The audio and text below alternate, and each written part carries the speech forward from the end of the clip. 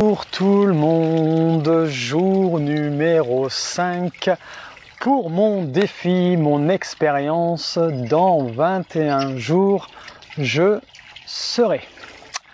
J'attends un petit peu le temps que vous arriviez. Donc aujourd'hui, la question que j'aimerais vous poser, c'est: aimez-vous aider?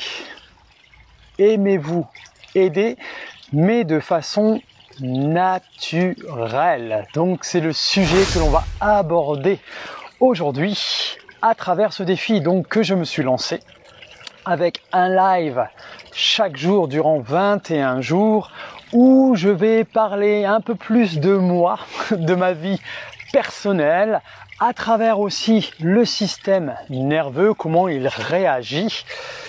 Et aujourd'hui, j'aimerais vous poser, donc aujourd'hui ça va être plus une prise de conscience, un partage que j'aimerais vous faire sur aimez-vous aider de façon naturelle? Question du jour. Alors, car il y a des personnes qui vont aider les gens avec une sécurité intérieure, et il y a des personnes qui vont aider des gens de façon naturelle, mais avec une insécurité à l'intérieur d'eux, soit qui peut être consciente ou inconsciente. Donc si vous préférez, des personnes qui vont aider de façon saine et des personnes qui vont aider naturellement, mais de façon malsaine, pour schématiser.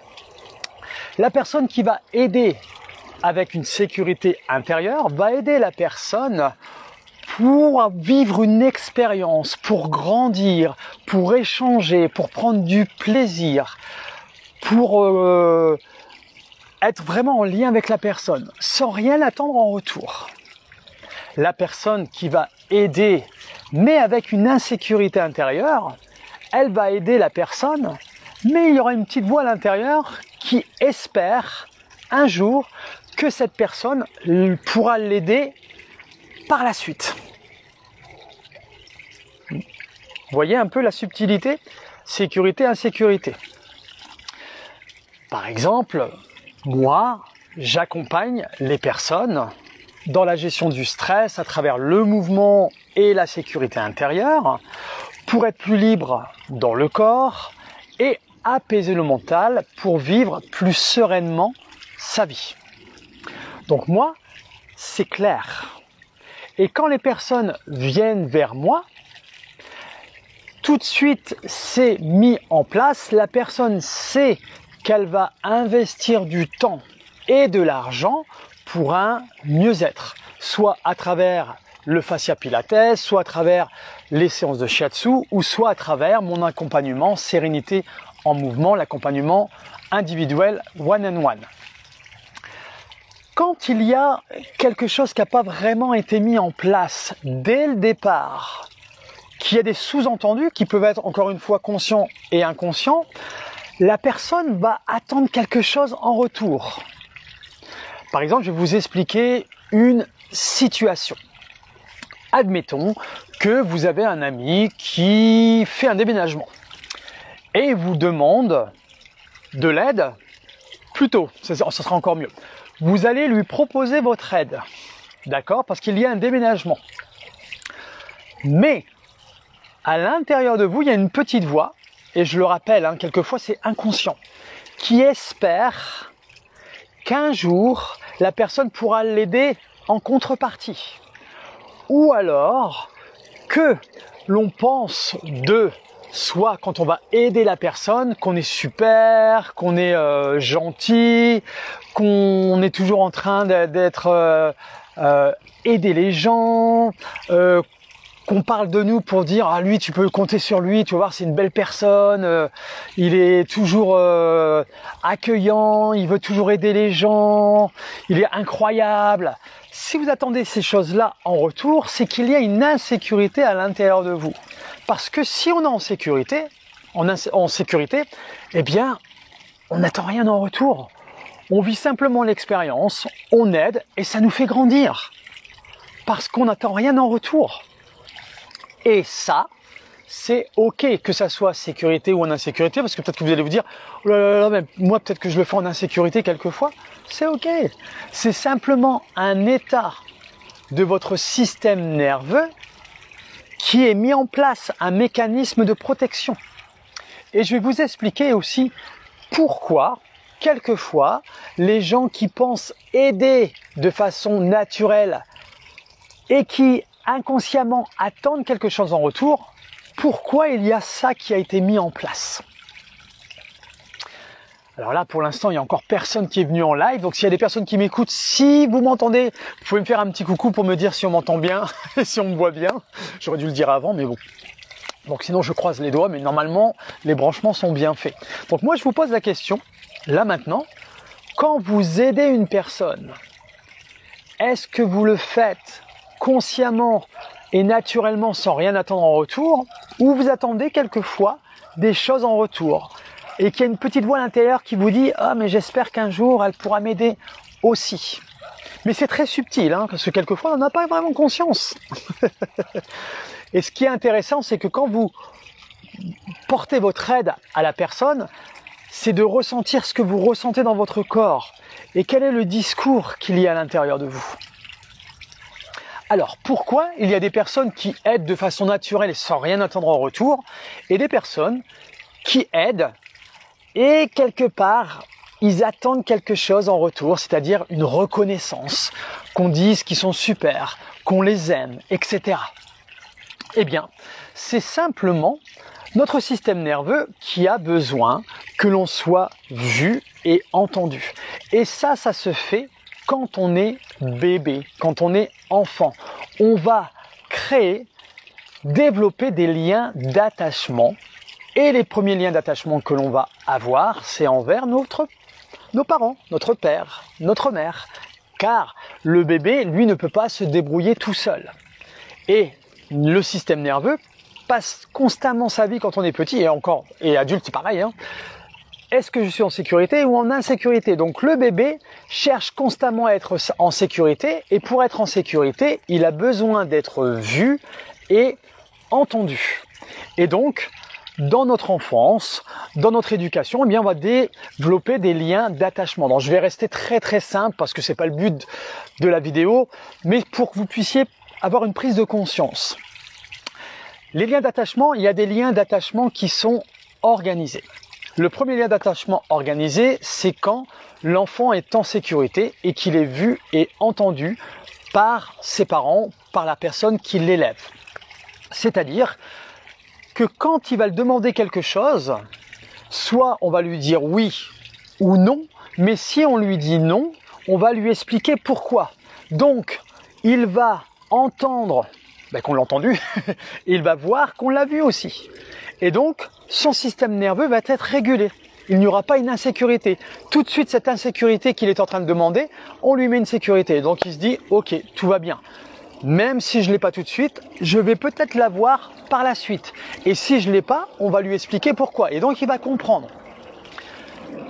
Le prochain lien, c'est un lien qui s'appelle ambivalent, un lien d'attachement ambivalent. C'est-à-dire que l'enfant ne va pas savoir si il est gentil ou pas gentil durant son adolescence, son enfance. Parce que des moments, on va lui faire ressentir qu'il est super gentil, et des moments, on va lui faire comprendre qu'il n'est pas gentil du tout. Et donc, il ne sait pas sur quel pied danser.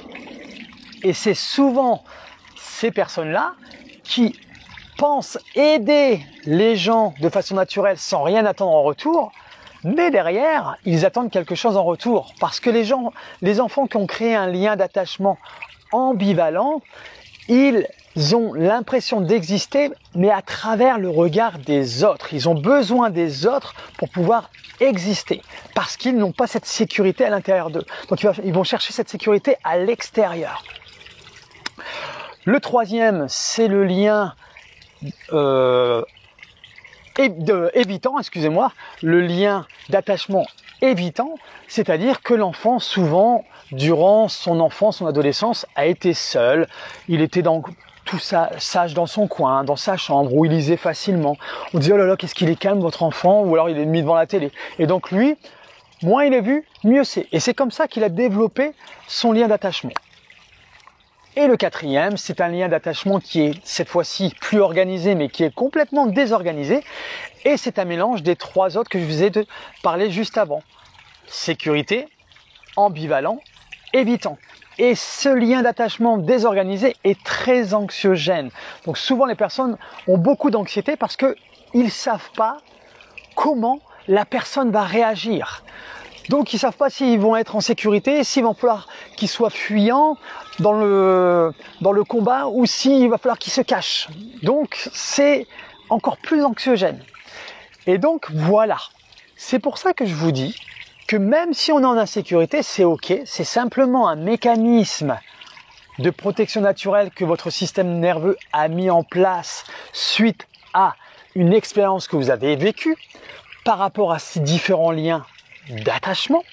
Mais ces liens d'attachement, on peut leur amener une sécurité pour changer la chose. Bien évidemment, vous vous souvenez de la vidéo que j'ai fait hier, le mouvement, même avant-hier, le mouvement, rien n'est figé, tout est mouvement, tout est changement. Donc, pour revenir à aimez-vous aider de façon naturelle, si vous entendez une petite voix à l'intérieur, souvent, c'est peut-être qu'il y a un lien d'attachement ambivalent. Donc, c'est plutôt un état du système nerveux. Donc, on est dans le sympathique et on est dans le fuyant. C'est-à-dire qu'on a le besoin du regard des autres pour exister. On a ce besoin de toujours vouloir aider les gens, de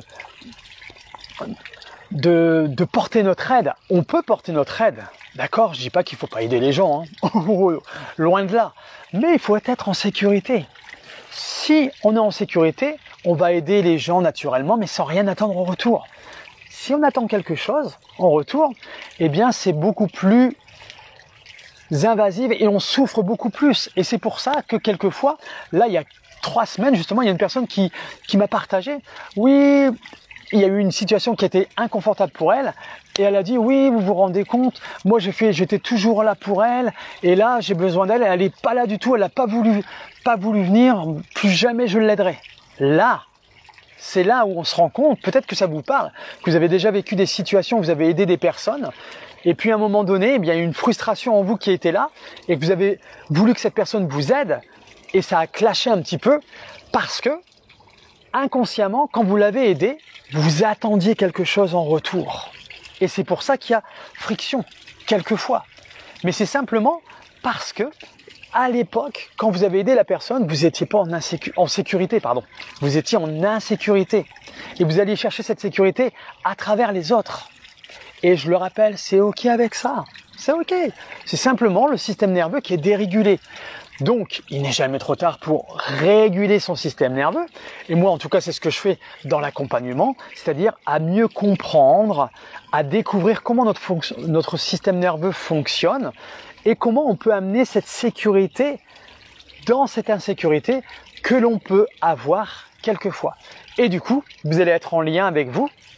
Et comme vous êtes en lien avec vous, vous allez être en lien plus facilement avec les autres qui sont autour de vous, avec le monde qui vous entoure, sans rien attendre en retour, parce que vous allez être aligné.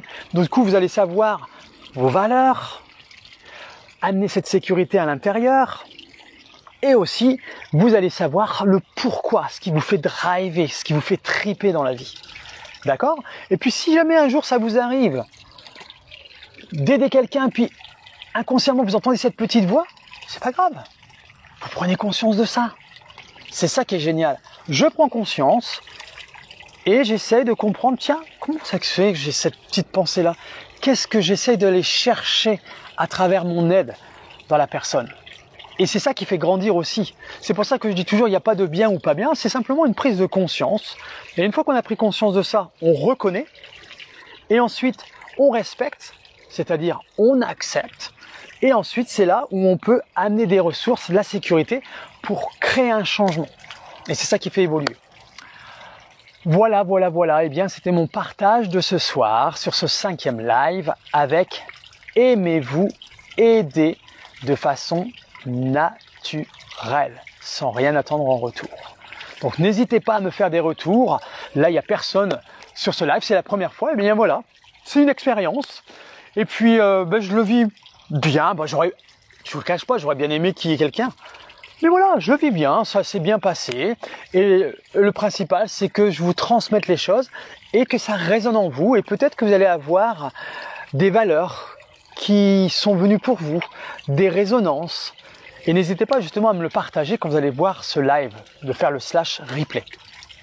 Si vous voulez me rejoindre aussi dans ce live, ça peut être cool. Je sais qu'il y a des personnes qui se lancent. Et vous avez qu'à mettre simplement le / dans 21 jours, je serai. Et on fera tous ensemble. Je pars toujours du principe que c'est bien de partager les choses, voilà, individuellement, mais quand on est tous ensemble, qu'on essaye de mettre des choses en place pour réveiller la conscience chez les gens, pour améliorer notre quotidien, je trouve ça vraiment très puissant, l'effet de groupe. Eh bien, je vous laisse, je vous envoie plein de love, plein de sécurité, parce que là, je suis en sécurité.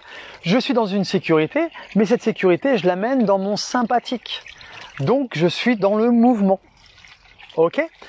Et si je parle de moi, eh bien moi, j'étais beaucoup dans le fuyant. Donc, j'avais ce côté, quelquefois, en prenant du recul, j'avais aussi ce côté, quelquefois, que j'étais un petit peu dans ce qu'on peut appeler le sauveur. C'est que j'essayais d'aider les gens, et inconsciemment, je pensais que j'allais avoir quelque chose en retour, et ça m'arrivait. Je l'ai déjà ressenti à une période. Et c'est ok. Maintenant, j'en ai pris conscience, et j'ai changé ces choses-là. Et j'ai compris pourquoi j'avais ce mécanisme naturel de protection. Et une fois qu'on a pris conscience de ça, et qu'on a décidé de changer les choses, parce que si on veut changer les choses, il faut mettre des choses en action. D'accord ? C'est de travailler sur soi, d'aller en profondeur. Et ça, c'est avec un accompagnement à travers un coach ou, si vous voulez, aller vers un psychologue, etc., etc. Mais si vraiment vous voulez que vous soyez plus serein avec toutes ces choses-là, sans attendre rien en retour et d'être en sécurité totale, eh bien, c'est en mettant des choses en place, en mettant des petites actions, petit à petit, petit à petit, petit à petit. Voilà, eh bien, je vous laisse. Très belle soirée à vous. Et puis, on se retrouve demain pour le prochain live. Ciao!